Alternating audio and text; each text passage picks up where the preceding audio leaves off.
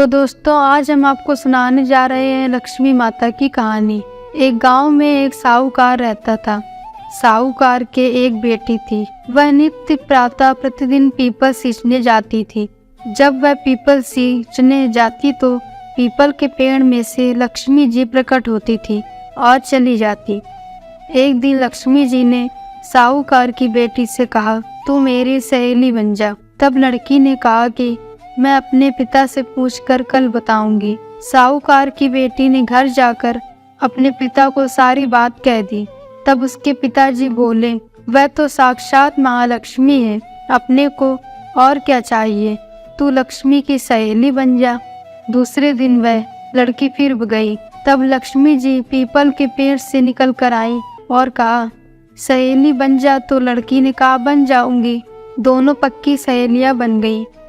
लक्ष्मी माँ ने उसको खाने का न्योता दिया।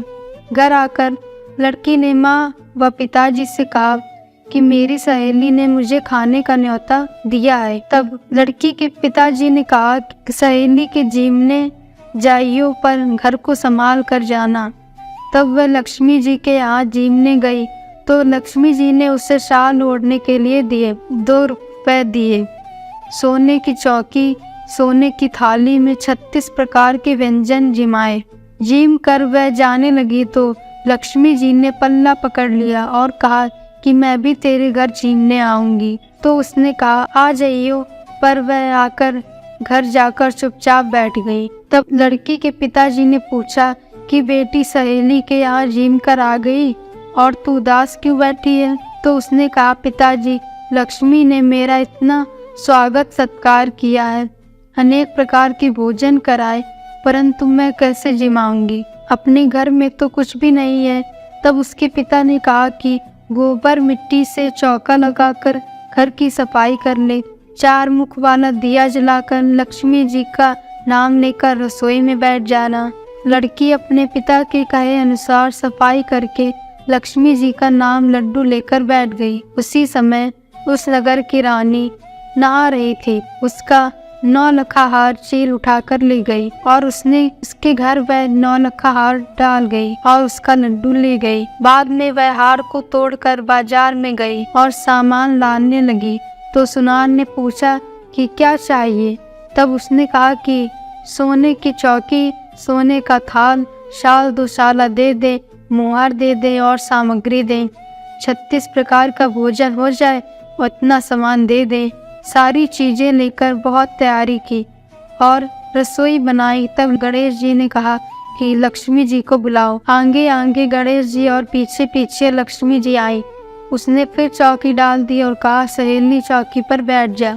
जब लक्ष्मी जी ने कहा सहेली चौकी पर, तो राजा रानी के भी नहीं बैठी, किसी के भी नहीं बैठी। तो उसने कहा कि मेरे यहाँ तो बैठना पड़ेगा। फिर लक्ष्मी जी चौकी पर बैठ गई। तब उसने मैं बहुत खातिर की। जैसे लक्ष्मी ने करी थी वैसे ही उसने करी। लक्ष्मी जी उस पर खुश हो गई। घर में खूब रुपया एवं लक्ष्मी हो गई। साहूकार की बेटी ने कहा, मैं अभी आ रही हूँ, तुम यहीं बैठी रहना। और वह चली गई। लक्ष्मी जी गई नहीं और चौकी पर बैठी रही। उसको बहुत दौलत दी। हाँ, हे लक्ष्मी, जैसा तुमने साहूकार की बेटी को दिया वैसे सबको देना।